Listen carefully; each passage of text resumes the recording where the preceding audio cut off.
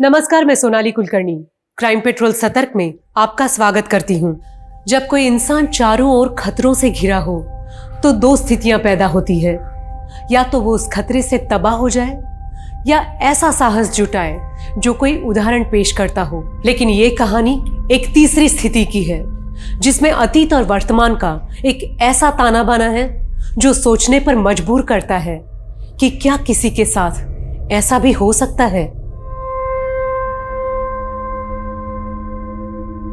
मैं खुद से बहुत बातें करती हूँ, लेकिन लोगों की आवाज बनना चाहती हूँ। इसीलिए मैं अपने ये मोनोलॉग्स रिकॉर्ड करती हूँ। क्या मुझ में भी स्पार्क है? कहते हैं शब्द बहुत कीमती होते हैं, पर क्या लोग मेरे इन शब्दों की कीमत समझ पाएंगे?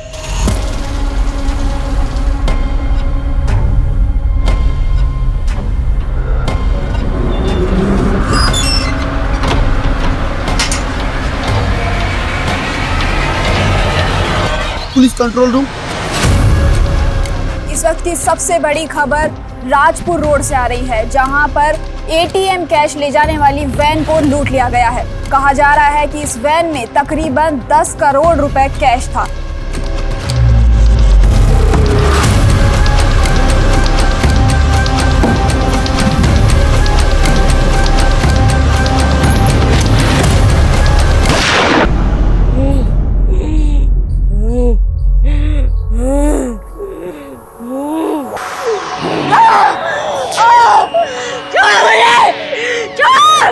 बता कौन है तू? इस लड़की के अंदर कैसे घुसा? बोल कौन है तू?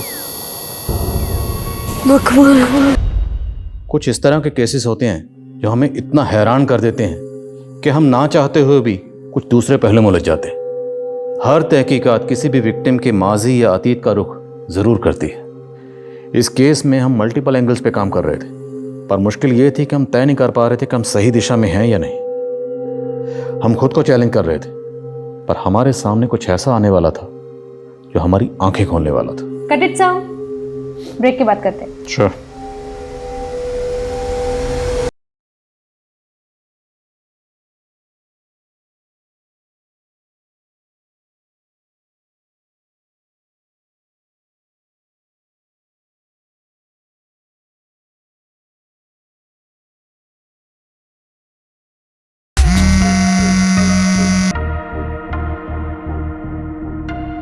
Hello hello hello.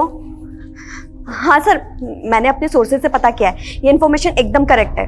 सर, एक इलीगल आर्म डीलिंग होने वाली है एक नॉन पॉलिटिशियन और गैंगस्टर के बीच में।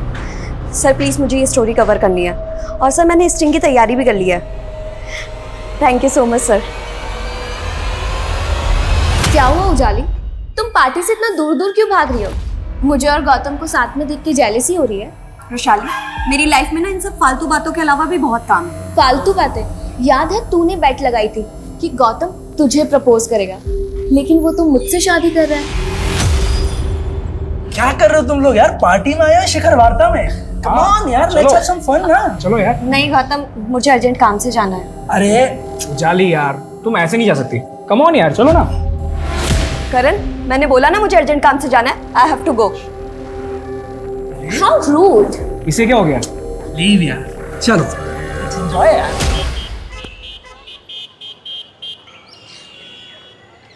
ये तीसरा कॉन्ट्रैक्ट हाथ से निकल गया है। I am damn sure company का कोई एम्प्लॉय हमारे कोटेशंस लीक कर रहा है।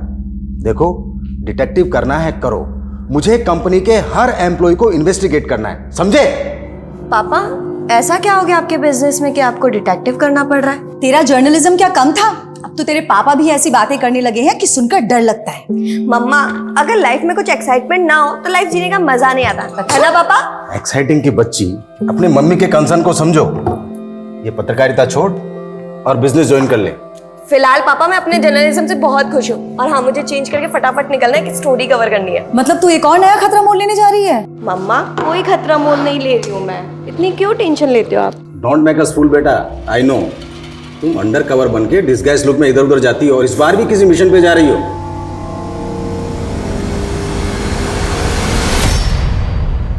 I will expose him. I will expose him. After all, it's a matter of national security. Even exposure. O madam, क्या कर रही है? खाना बनाने को बोला था, बीरबल की खिचड़ी नहीं। क्या बात कर रही है ना? किसी लायक नहीं है तू। ना तू पति के पेट की भूख शांत कर सकती है, ना शरीर की।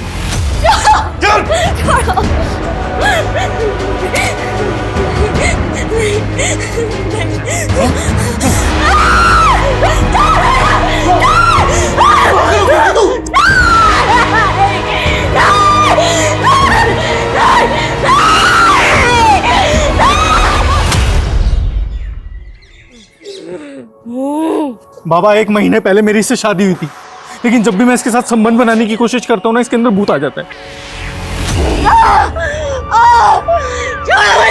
बोल कौन है तू? इस लड़की के अंदर कैसे घुसा? बोल कौन है तू?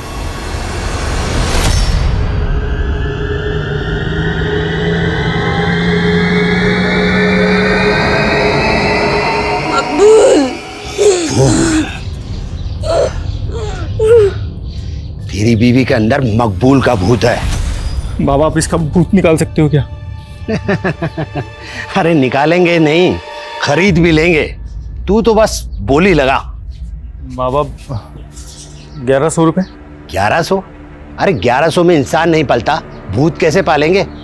11,000 रुपए लगेंगे और गारंटी के साथ लिख कर देंगे कि तुम्हारी बीवी के अंदर मकबूल का भूत नहीं घुसे। हाँ,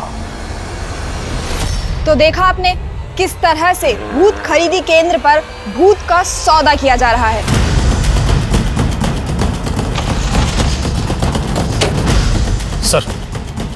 सर कोई इस लड़की को यहाँ अर्थी पे छोड़ गया।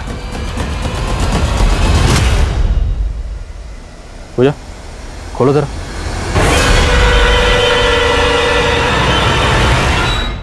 गले पे स्ट्रैंगुलेशन के मार्क्स हैं और बॉडी पे इस तरह के मार्क्स हैं जैसे इसे टॉर्चर किया गया हो। सर, इसका मतलब लड़की को मार के इसकी लाश को यहाँ डंप किया गया। एरिया में जितने भी शमशान हैं सब जगह पता करो, शायद इस लड़की को लीड मिले। Yes sir.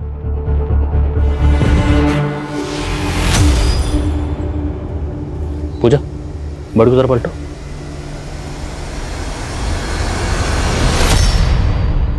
तीन साल पुराना न्यूज़पेपर।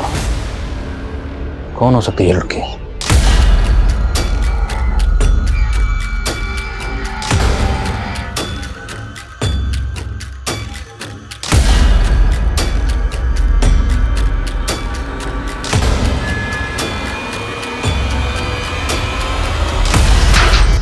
बाहर खोले देख।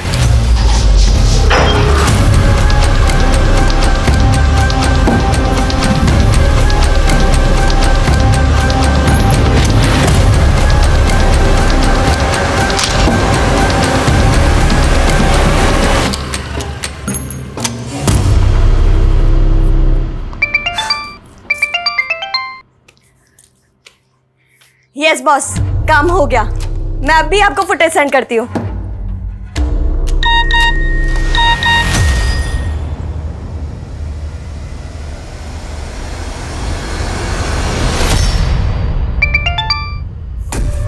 ये क्या बकवास है रुशाली? एक्चुअली ना, मैंने गौतम के साथ बहुत मेमोरेबल टाइम स्पेंड किया, सोचा तुझे बता दूं। तू मुझे जेलस फील कराने के लिए इतनी हद तक गिर सकती है, ये मैं सोच भी नहीं सकती थी। तू रुक, अभी मैं गौतम को पूरी सच्चाई बताती हूँ कि तू कितनी गिरी हुई लड़की है।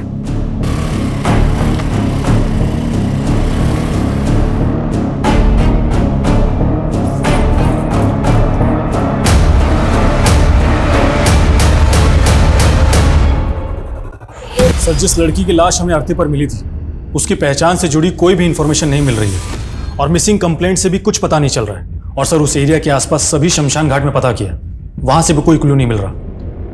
ये नेचुरल डेथ नहीं है। पोस्टमार्टम रिपोर्ट के मुताबिक विक्टिम की मौत गला दबाकर की गई और विक्टिम की बॉडी पर और उसके प्राइवेट पार्ट में प्रोलॉन्ग इंजरीज के मार्क्स हैं। एक काम करो, यहाँ कहीं भी अर्थी का सामान मिलता है वहाँ पता करो, शायद कोई लीड मिले। और विक्टिम की तस्वीर सभी अखबारों और सोशल मीडिया पर सर्कुलेट करवाओ, शायद कोई शिनाख्त के लिए आ गया। सर,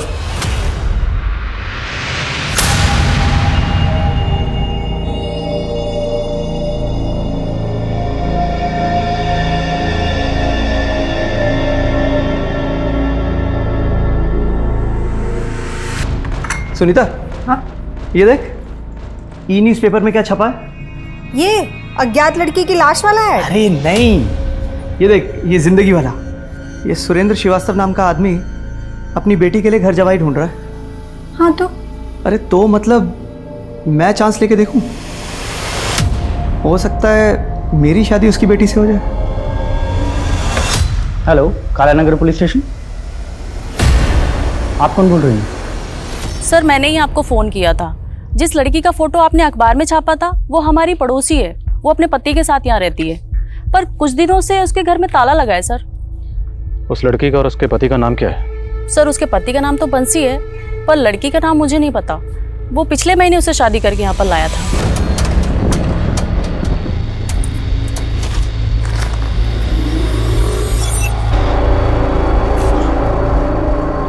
आ जाओ, डरो मत, इधर।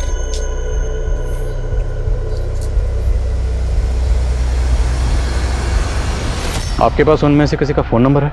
जी उसके पति बंसी का नंबर है मेरे पास, पर वो बंद है नंबर। कोई बात नहीं, आप नंबर दीजिए। खुशबू नंबर। अनुज, ताला तोड़ो।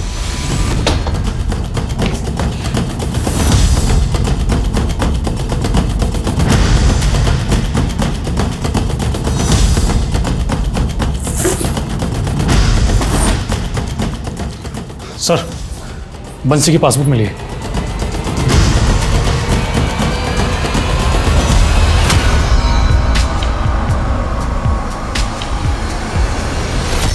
ये दोनों मियाँ बीवी में रिश्ता कैसा था? क्या बंसी अपनी बीवी को मारता पीटता था? सर उनके रिश्ते के बारे में तो मैं ज़्यादा नहीं जानती। सर वो लड़की घर से बाहर ही नहीं निकलती थी, काफ़ी डरी डरी भी रहती थी वो। सर, हमारे माँ बाप काफ़ी पहले ही गुजर गए थे। मेरी बहन सुनीता के अलावा मेरा और कोई नहीं है। बस हम दोनों भाई बहन मिलकर ही पापा का पुश्तैनी बिजनेस संभालते हैं। कितना टर्नओवर है बिजनेस का? करीब 1.5 करोड़। छोटा सा ही बिजनेस है। मैं पैसे से इंसान को नहीं तोलता, मैं खुद करोड़ों का मालिक हूँ, पर मेरी बेटी मेरे लिए सब कुछ है। वो शादी के बाद मुझे छोड़कर नहीं जाना चाहती, इसीलिए मैं उसके लिए घर जमाई ढूंढ रहा हूँ। जी वो सब तो ठीक है, लेकिन आपकी बेटी है कहाँ? अभी बुलाता हूँ। जयंती,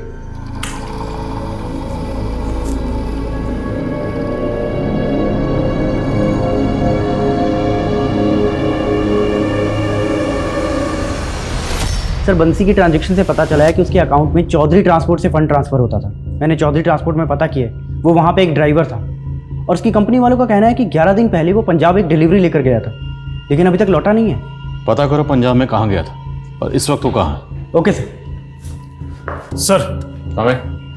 सर एक लोकल चैनल न्यूज़ की क्लिप में वो लड़की दिखाई दे रही है जिसका मर्डर हुआ था।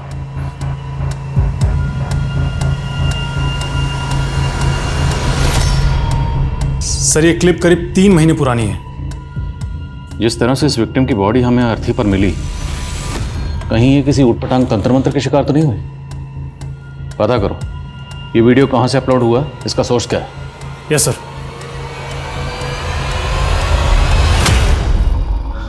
बेटा शादी पक्की करने से पहले मैं तुमको अपने परिवार की एक रस्म के बारे में बताना चाहता हूँ। पापा अभी सब रहने दीजिए ना। अब बेटा रस्म है तो निभानी तो पड़ेगी ना। नहीं नहीं, प्लीज़ बताइए ना क्या रस्म।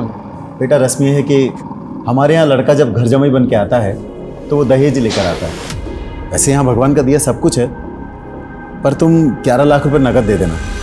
उस पैसे से मैं तुम दोनों के नाम से दान पुण्य कर दूंगा। देखा, मुझे पहले ही लगा था अखबार में घर जमाई का ऐड देने वाले लोग फ्रॉड होते हैं, और अब अगर इन्हें पैसे दे दिए तो ये हमें चपेट लगा के निकल जाएंगे।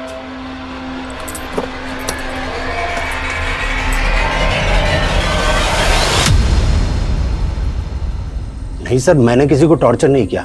यहाँ लोग अपनी श्रद्धा से अपना भूत उतरवाने के लिए आते हैं। जिस लड़की का तूने भूत उतारा था ना, उसका रेप हुआ और कत्ल हुआ। अब सीधा सीधा ये बता कि तेरा इसमें क्या लेना देना, वरना तेरा भूत उतार दूंगा। सर आगे कुछ मत बोलिए। सर ये लड़की 3 महीने पहले यहाँ आई थी, इसका मर्डर हो गया तो मैं क्या कर सकता हूँ सर। ये लड़की यहाँ पर अकेली आई थी? नहीं सर, इसका पति से यहाँ लाया था। पति? अनुज, इस आदमी के साथ आई थी? नहीं सर, ये नहीं, कोई दूसरा आदमी था। दूसरा आदमी? हाँ सर। सर आप उस वीडियो में देखिए ना, वो आदमी दिखाई दे रहा है। पक्का यही आदमी इस लड़की को यहाँ लेकर आया था? जी सर। कौन है आदमी, कहाँ रहता है? सर मुझे नहीं पता, यहाँ तो लोग बाग दूर दूर से आते हैं। अब कौन कहाँ रहता है मुझे क्या मालूम।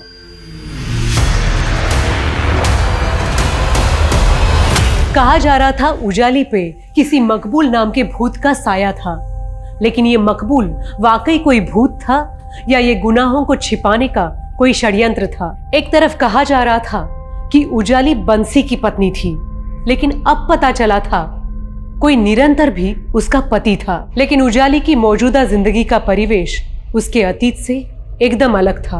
उजाली एक बिजनेस फैमिली से ताल्लुक रखने वाली एक पढ़ी लिखी लड़की थी जो 3 साल पहले तक मीडिया से जुड़ी थी, लेकिन उसका अतीत कई चौंकाने वाले कड़ियों से जुड़ा था, जिसका एक पहलू उजाली की दोस्त रुशाली का मर्डर था।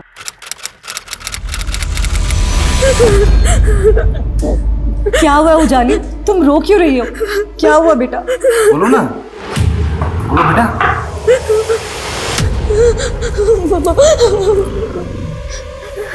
ले चलो इसे। कहाँ ले जा रहे हो उसे? नहीं उजाली, नहीं। पापा मैंने कुछ नहीं किया पापा। सुनिए तो सही, फ्रेंड रुशाली का मर्डर किया है तुमने। नहीं पापा, मैंने कोई मर्डर नहीं किया पापा। रुशाली के घर के बाहर सीसीटीवी में कैप्चर हुई थी तुम। तुम्हारे कपड़ों पर खून लगा हुआ था। मर्डर करके भागी थी वहां से। डालो गाड़ी में से। नहीं पापा, मैंने कोई मर्डर नहीं किया पापा, प्लीज नहीं पापा। उजाली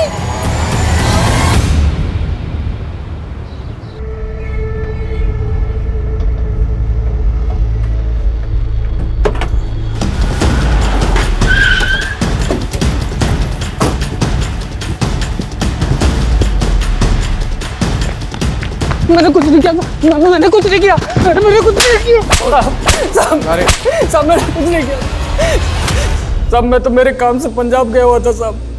वहाँ अखबार में देखा कि मेरी बीवी का यहाँ पे मर्डर हो गया, तो मैं डर गया था साहब। सब पता है हमें। तो एक लंबे अरसे से अपनी बीवी को फिजिकली और सेक्सुअली अब्यूज कर रहा था। तूने उसको नहीं साहब, हमारे तो शादी के बाद भी शारीरिक संबंध नहीं बने थे साहब। मैं सच कह रहा हूँ साहब। अभी 15 दिन पहले तुम उसको सही सलामत छोड़ के गया था साहब। पूजा, मुझे पंजाब से वापस लौटने में 6-7 दिन लग जाएंगे। तुम ध्यान रखना अपना। हाँ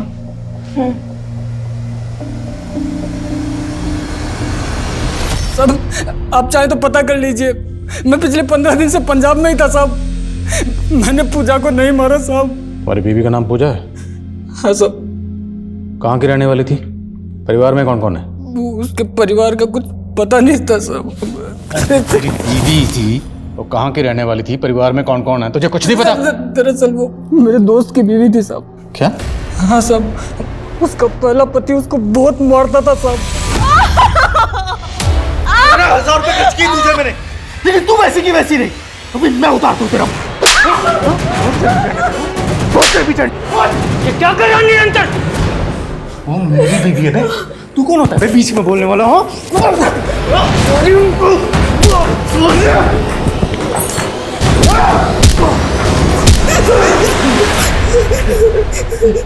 चलो पूजा, चलो यहाँ से। वो कभी ना चाहता तो पूजा को कहीं भेज देता साहब, इसलिए मैं उसे बचा के अपने साथ ले आया साहब।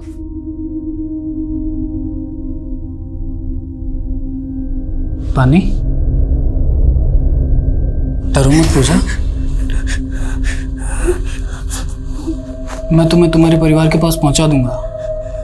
बताओ, कहाँ रहता है तुम्हारा परिवार? पूजा ने मुझे कुछ बताया नहीं साहब, और इसलिए उसे सहारा देने के लिए मैंने उससे दूसरी शादी कर ली।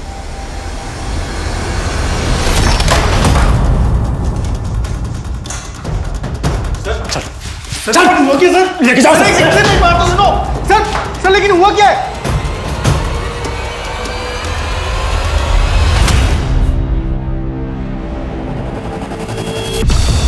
साहब वो बंसी झूठ बोल रहा है साहब। सब सच ये है कि पूजा का दिमाग खराब था साहब। उल्टा मैं तो उसका इलाज करवा रहा था। तो उल्टा इलाज करवा रहा था उसका? काफ़ी लंबे अरसे से उसको टॉर्चर कर रहा था और उसे फिजिकली और सेक्सुअली अब्यूज भी कर रहा था। साहब सच बात तो ये है कि मैं कभी पूजा के साथ फिजिकल रिलेशन बना ही नहीं पाया साहब। मैं जब भी उसके पास जाता रहा उल्टा मुझे मारने को दौड़ती थी साहब। तो इसलिए तूने उसे मार दी? साहब मैं क्यों मारूंगा उसको साहब? उसका दिमाग बिल्कुल खराब था। सच बताऊं तो औरत कभी मुझे समझ ही नहीं आई साहब। कभी तो गवारों वाली हरकत करती थी, कभी अंग्रेजी में बड़बड़ाती थी। I will expose him. I will. I will expose him. After all, it's a matter of national security.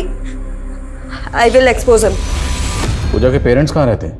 वो अनाथ थी साहब। 6 महीने पहले एक सामूहिक विवाह में मेरी उससे शादी हुई थी। सामूहिक विवाह?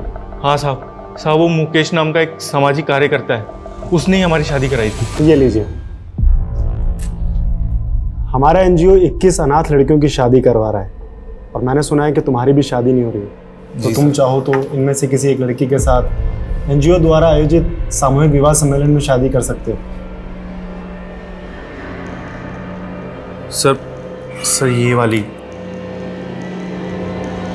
साहब मुझे नहीं मालूम था कि जिससे मेरी शादी हुई थी वो दिमाग से खिसकी हुई थी।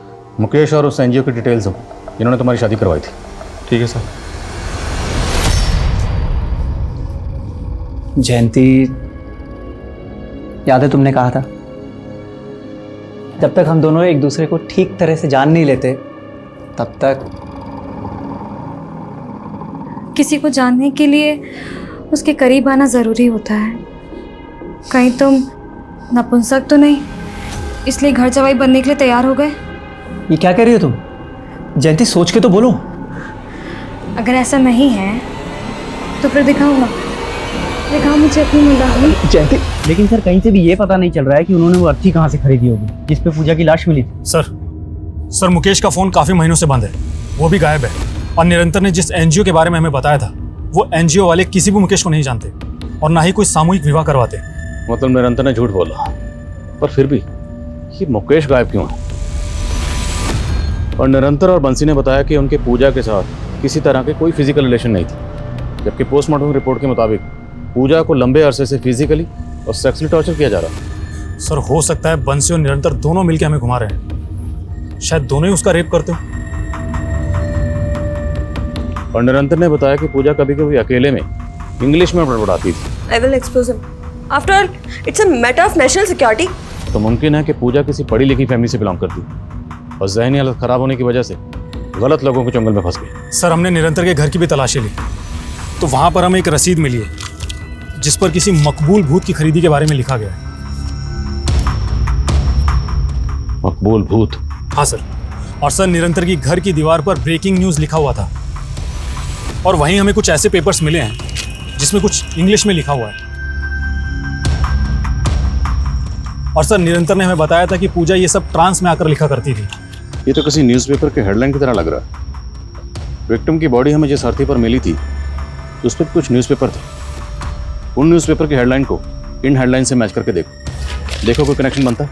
और पूजा की तस्वीर को इंडिया के सभी थानों में सर्कुलेट करवाओ। आई थिंक हमें पूजा के केस को समझने के लिए पूजा और उसकी स्टेट ऑफ माइंड को समझना पड़ेगा। Yes sir. सर मैं एक जर्नलिस्ट हूँ और मैं एक सीक्रेट मिशन पर काम कर रही थी ताकि मुझे मेरे केस से दूर किया जा सके। कहानियां सुनाकर तुम हमें नहीं उलझा सकती। रुशाली की मौत के वक्त तुम उसके घर में मौजूद थी। सर मैं वहाँ सिर्फ गौतम से मिलने गई थी और जब मैं वहाँ पहुँची तो मैंने देखा कि गौतम, और इसी वजह से मेरे कपड़ों पर खून लग गया और कपड़ों पर खून लगने की वजह से मैं घबरा गई। मुझे कुछ समझ नहीं आया, मैं अपने घर चली गई। बस मैंने ये गलती कर दी। मुझे उसी वक्त आप लोगों को कॉल करना चाहिए था। लेकिन किया नहीं। तुम्हारा मोबाइल भी चेक करवाया हमने। ये वीडियो दिखा के ब्लैकमेल कर रही थी ना तुम रुशाली को? नहीं सर, बल्कि ये वीडियो रुशाली ने खुद मुझे भेजा था। झूठ मत बोलो। तुम्हारे खिलाफ गौतम ने भी स्टेटमेंट दिया है। सर एक बार पहले उजाली ने मुझे प्रपोज किया था लेकिन मैंने उसे क्लियर कर दिया था कि मैं रुशाली से प्यार करता हूँ। इसी जेलसी के चलते तुमने रुशाली का मर्डर? नहीं सर, ट्रस्ट में मैंने किसी को नहीं मारा, मैंने किसी का खून नहीं किया है सर।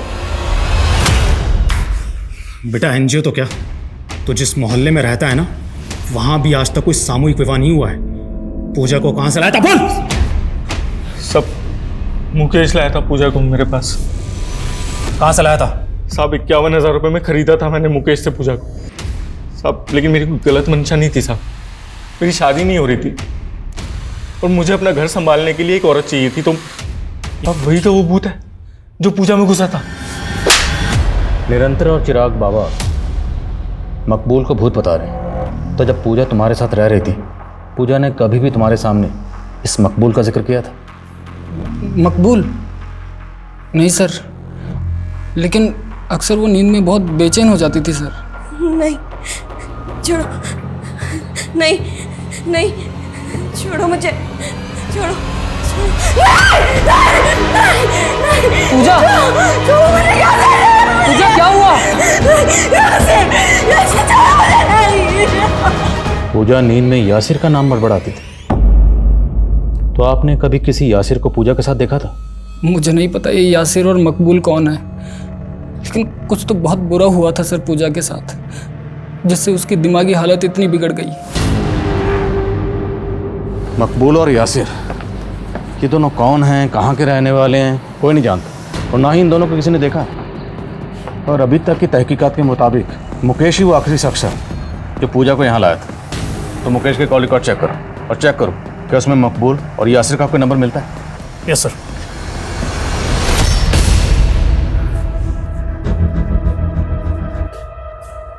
दिनेश, तेरा जयंती से कोई झगड़ा हुआ क्या? झगड़ा नहीं तो पापा। जयंती का सुबह से कुछ पता नहीं, फोन भी स्विच ऑफ आ रहा है, पता नहीं कहाँ चले गए। सुबह से गायब है, कहाँ जा सकती है? हेलो जी, बोल रहा हूँ। क्या? नहीं, देखो तुम मेरी बेटी को, मेरे पास इतना रुपए नहीं है भाई। हेलो हेलो पापा, कौन था ये? बेटा, किसी ने जयंती को किडनैप कर लिया है और फिरौती में 5 करोड़ रुपए मांग रहा है। व्हाट? पापा, हमें तुरंत पुलिस को इन्फॉर्म करना चाहिए। आइए। नहीं नहीं पापा, उसने धमकी दी है कि अगर हमने ऐसा किया तो जयंती को। क्या करूं? कितना भी जोर लगा लूं पर 2 करोड़ से ज्यादा का इंतजाम नहीं कर सकता मैं। तू कुछ करना बेटा। पापा, मैं इतने पैसे। बीवी है वो तेरी, अरे अपनी बीवी के लिए इतना नहीं कर सकता? किडनैपर ने हमें केवल 24 घंटे की मोहलत दी है बेटा। पापा, आप फिक्र मत कीजिए, मैं कुछ करता हूं। सर, मुकेश के सीडीआर में किसी यासिर और मकबूल का नंबर नहीं मिला है, बल्कि उसके सीडीआर में कई फेक आईडीज के नंबर्स हैं। अगर मुकेश ने पूजा को किसी को बेचा था तो जाहिर है वो सेक्स रैकेट और ह्यूमन ट्रैफिकिंग से भी जुड़ा होगा। एक काम करो, एरिया के जितने भी ब्रोथल सब जगह चेक करो और ह्यूमन ट्रैफिकिंग से जुड़ा केसेस स्टडी करो। शायद इस मुकेश की कोई लीड मिले। Yes sir. सर, हमें सर कानपुर पुलिस से पूजा की एक इन्फॉर्मेशन मिली। उनका कहना है कि ये लड़की पूजा नहीं बल्कि उजाली नाम की एक जर्नलिस्ट थी सर, जो किसी रुशाली नाम की लड़की के मर्डर केस में प्राइम सस्पेक्ट भी थी। और सर ये उजाली उस मर्डर केस में बेल पर थी, जिसके बाद से वो फरार है। तब से कानपुर पुलिस इसकी तलाश कर रही है। तो मतलब हमारे केस की विक्टिम मर्डर केस की सस्पेक्ट थी।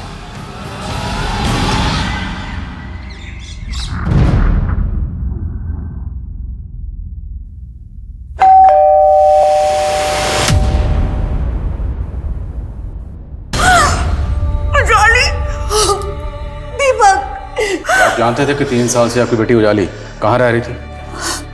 सर, मैं तो खुद पिछले 3 साल से इसको ढूंढ रहा हूँ, लेकिन ये एक मर्डर केस में एब्सकॉन्डिंग है, राइट? मेरी बेटी बेकसूर थी, कोर्ट ने उसको जमानत भी दी थी।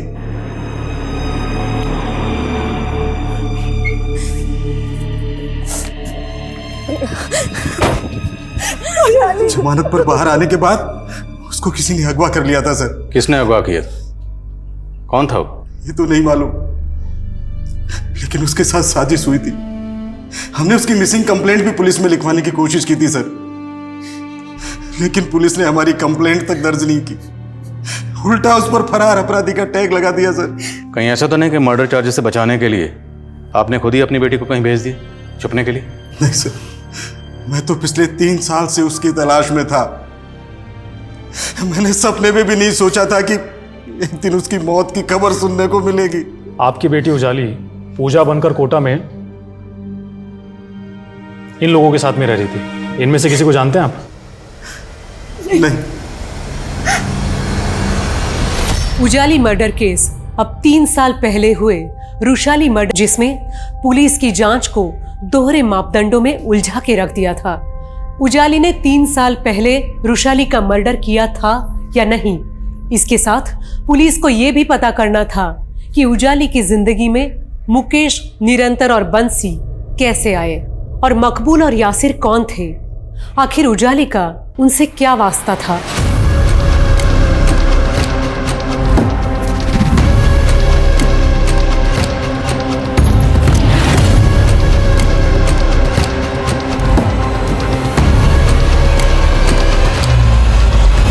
सर 7 दिन पहले राजपुर रोड पर जो एटीएम कैश वैन लूटी गई थी, उस केस में राजपुर पुलिस ने मकबूल और यासिर नाम के इन 2 क्रिमिनल्स को जीरो डाउन किया है जिन्होंने ये लूट की थी।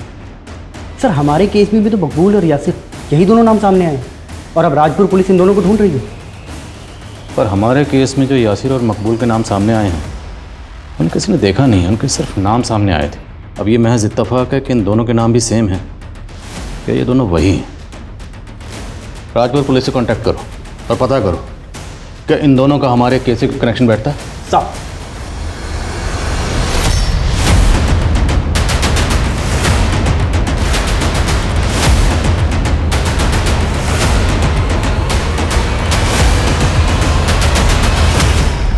उनसे तो यही पता चला है कि उजाली की कभी भी रुशा सर उजाली जब बेल पर रिहा हुई थी तो उसने लास्ट कॉल किसी करण नाम के लड़के को किया था और सर करण ने कानपुर पुलिस को काफ़ी हैरान करने वाले स्टेटमेंट दिए थे। उजाली ने जब मुझे लास्ट टाइम कॉल किया तो उसने मुझसे फेवर मांगा था। उसने मुझसे कहा कि मैं अपने क्रेडिट कार्ड से उसके बेंगलोर जाने के लिए फ़्लाइट की टिकट बुक कर दूँ, लेकिन सर ऐसा करके मैं फंसना नहीं चाहता था, इसलिए फिर मैंने कोई टिकट बुक ही नहीं की। करण के स्टेटमेंट के बाद कानपुर पुलिस ने उजाली को बैंगलोर में भी ढूंढने की कोशिश की थी। सस्पेक्ट तो रुशाली का मंगेतर गौतम भी था। अब चूंकि उजाली कहीं गायब होगी तो सारा शक उसी पे आ गया और गौतम को मिल गई क्लीन चिट। तो सर उजाली को गायब करने में गौतम का भी हाथ हो सकता है? मुमकिन है, या ये भी मुमकिन है कि उजाली खुद ही कहीं गायब हो गई और वो पागलपन वो सिर्फ महज उसका एक ड्रामा। आई थिंक हमें इन्वेस्टिगेट करना चाहिए। हो सकता है उन्हीं में से किसी ने उजाली को गायब किया और उसका मर्डर भी कर दिया। नेताजी, वो जर्नलिस्ट उजाली, उसके मर्डर केस वाली पुलिस अब रुशाली मर्डर केस में दिलचस्पी ले रही है। कहीं ऐसा ना हो कि वो उजाली का लिंक ढूंढते ढूंढते हम तक पहुंच जाए। सर उजाली 3 साल से गायब थी। अब अगर उसकी लाश मिली है तो इसका मतलब ये तो नहीं कि उसने रुशाली का मर्डर नहीं किया होगा। एक बात बताओ, तुम और रुशाली दोनों लिव इन रिलेशनशिप में थे ना?